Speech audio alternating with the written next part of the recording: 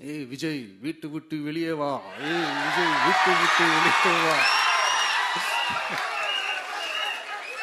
இப்படியெல்லாம் கேட்கும் போது எனக்கு எப்படி அது தோணுதுன்னா, ஐயோ இவங்க ஒவ்வொரு வீட்டில் இருக்கிற ஒவ்வொரு விஜயும் இவங்க கூப்பிடுற மாதிரியே எனக்கு தோணுது.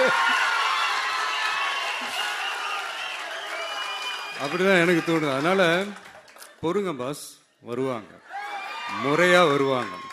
ஓட்டு போடுற அன்னைக்கு ஓட்டர் ஐடிய கையில் எடுத்துக்கிட்டு ஒவ்வொரு வீட்டில் இருக்கிற ஒவ்வொரு விஜயும் ஒவ்வொரு விஜயும் பூத்து பூத்தா காலையிலேயே வந்து நிப்பாங்க பாருங்க. அன்னைக்கு தெரியும் பாருங்க, ஏண்டா இந்த விஜய கூப்பிட்டோம்னு.